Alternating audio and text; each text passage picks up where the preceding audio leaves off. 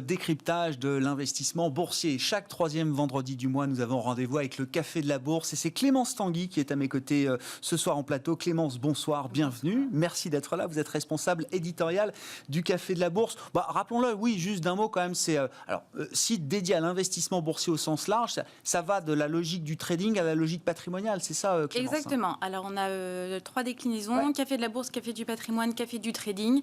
Voilà. Et ça s'adresse aux investisseurs particuliers qui peuvent investir avec des conseils pour investir selon leur aversion au risque, leur profil. Voilà, exactement. Et c'est le sujet du jour. La dernière fois, on s'était vu il y a un mois. On avait évoqué les différents produits qui permettent de s'exposer au marché boursier, les enveloppes également dans lesquelles mettre ces produits. Aujourd'hui, on va essayer de donner quelques règles, quelques bonnes pratiques pour investir sereinement et bien dormir quand on est investisseur boursier.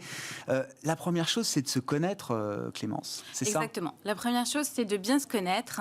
C'est de connaître son profil d'investisseur. Alors, et puis, première chose, profil de risque. Quel est le degré d'aversion au risque? Parce que évidemment, si on a du mal à dormir la nuit à cause de ces investissements, on va peut-être pas se tourner vers les biotech ou sur des small caps, des marchés émergents. Donc, on va plutôt privilégier, par exemple, les aristocrates du dividende. Voilà. Donc, il faut bien se connaître, savoir quelle est sa tolérance au risque.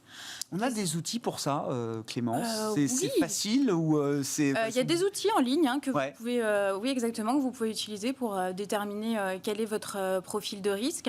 C'est aussi des outils. Enfin, il y a aussi des questionnaires qui sont souvent utilisés au moment de faire des placements financiers, comme par exemple les assurances vie ou pour une gestion sous mandat. On va essayer d'identifier votre profil de risque. Donc, effectivement, oui, c'est possible de le connaître. Oui, parce qu'on ne sait pas forcément soi-même. Voilà, en répondant à des questions qu'on apprend aussi à se connaître. On va apprendre à se connaître et qu'on va essayer de déterminer ce qu'on est prêt à supporter ou pas.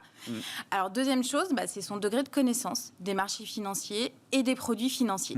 Alors, si on n'y connaît pas grand-chose, on va peut-être pas commencer à trader sur des produits dérivés type Varan ou Turbo. Ce sera mieux quand même de se familiariser en commençant par la base, les actions, des fonds, des OPCVM, des ETF. Et puis après, éventuellement, en fonction du temps qu'on a, de l'appétence qu'on a pour la bourse, se tourner vers des produits un peu plus complexes. Mais bon, ça c'est aussi important de bien savoir quelles sont les connaissances qu'on a sur les produits et les marchés avant de choisir quels actifs et quelles actions on va choisir. Voilà.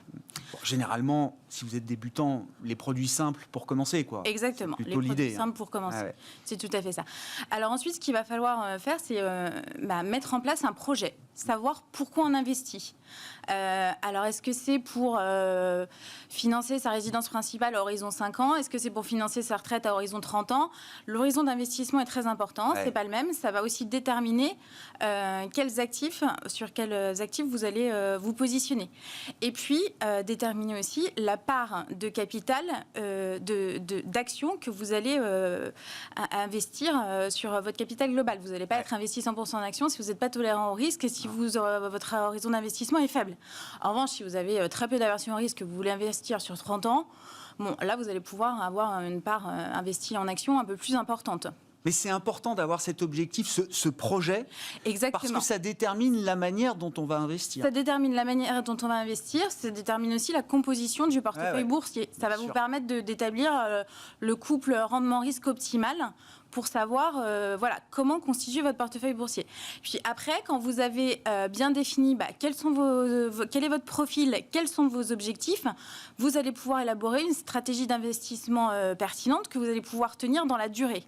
Voilà, parce qu'il ne s'agit pas de faire la girouette et de changer, c'est le meilleur moyen de s'y perdre. Donc, se fixer un cap, se connaître, ça c'est la première étape. Si on se met dans la logique d'un investisseur particulier qui va choisir lui-même ses actions, donc ce qu'on appelle le stock picking, la sélection de valeurs. Comment est-ce qu'on fait justement pour devenir un stock picker? Exactement. Alors la première chose à faire, je pense, c'est de bien savoir trouver et décrypter les informations dont on va avoir besoin. Donc ça veut dire qu'il faut être un peu familier des rapports annuels et des publications des sociétés cotées pour pouvoir aller chercher les infos dont vous aurez besoin. Pour déterminer la bonne santé financière de l'entreprise, etc. Donc, il va falloir se poser des questions sur la rentabilité, sur la valorisation boursière, sur l'endettement avec le ratio de solvabilité, sur le rendement du titre avec le dividende. Voilà. Alors, tout ça, c'est quand même des éléments qui vont vous permettre de déterminer quels actifs choisir.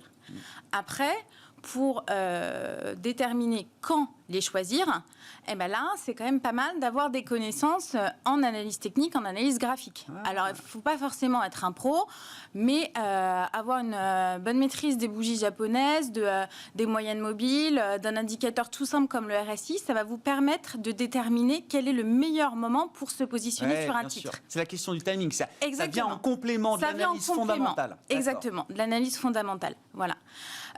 Après, deuxième élément pour un stock picking réussi, ça va être aussi de déterminer quels sont les avantages concurrentiels de l'entreprise. Alors, clairement, une entreprise qui possède des brevets, qui est leader dans son domaine, elle a quand même des atouts pour conserver des avantages compétitifs sur le long terme. Et donc, vous allez... vraisemblablement, si vous investissez dans le titre, elle va conserver une rentabilité sur le long terme. Généralement, le marché adore les positions concurrentielles indéboulonnables. Exactement. Jusqu'à adorer les monopoles. Coca-Cola ou Apple, c'est quand même c'est des sociétés qui sont vraiment leaders, qui ont une position indéboulonnable. Et c'est les barrières à l'entrée, c'est ça. Une barrière à l'entrée énorme, exactement. Bon, une fois qu'on a... trouver l'information, qu'on est capable de la comprendre, de l'analyser, l'analyse technique qui peut venir en complément, qu'on a choisi les sociétés qui ont des avantages concurrentiels, quel niveau de zoom est-ce qu'il faut avoir ? Est-ce qu'il faut être tous les jours le nez sur son portefeuille ? Est-ce qu'il faut prendre beaucoup de recul ? Non, il faut prendre beaucoup de recul. Garder beaucoup d'esprit critique, pas suivre tous les jours ou toutes les heures son portefeuille, se faire un peu confiance, pas trop suivre les tendances des marchés. Et puis essayer d'aller outre les effets de mode, parce que finalement, votre investissement, il va vous rapporter parce que vous avez bien sélectionné vos actifs, pas parce que vous avez investi comme tout le monde. Voilà, donc ça, il faut bien le garder à l'esprit. Il ne faut pas jouer au trader si vous êtes un investisseur. Si vous êtes un investisseur long terme, inutile de jouer au trader, vraiment. Bon, et alors, pour finir, comment est-ce qu'on gère son risque, ou en tout cas... Évidemment, la bourse est risquée, il faut le rappeler à chaque fois, on peut perdre en capital, exactement, les disclaimers habituels. Enfin, dans Smart Bourse, j'espère que tout le monde le sait. Mais comment est-ce qu'on essaye de piloter son risque, justement, Clémence ? Alors, le premier moyen de réduire le risque, ça va être de lisser son entrée. Alors, si vous avez un capital à investir en bourse, mieux vaut ne pas investir tout d'un coup et de lisser son entrée, par exemple, sur une petite somme, sur 10 mois, 12 mois, sachant qu'ensuite, évidemment, l'idéal, c'est d'investir régulièrement tout le temps. Ça veut dire quoi ? Vous avez sélectionné, par exemple, une ou des entreprises dans lesquelles vous voulez investir, vous mettez 10% de la somme chaque mois, comme ça, de manière quasi automatique. Exactement, de manière quasi automatique. Alors, évidemment, ça va réduire aussi le risque de rentrer sur un plus bas, mais ça va réduire le risque de rentrer sur un plus haut. Donc, l'investisseur particulier, il a quand même tendance il a quand même intérêt à éviter le market timing. C'est assez difficile à faire, peu de gens y arrivent, même parmi les professionnels, donc mieux vaut s'abstenir et lisser son entrée. Exactement. Alors ensuite, deuxième élément hyper important, et là aussi tout le monde le rappelle assez souvent, pour lisser le risque, ce qu'il faut faire, c'est diversifier. Alors diversifier, c'est quoi, comment ? Alors il y a plusieurs types de diversification. Numéraire d'abord, quand on choisit d'investir en bourse, on n'investit pas sur 3 titres.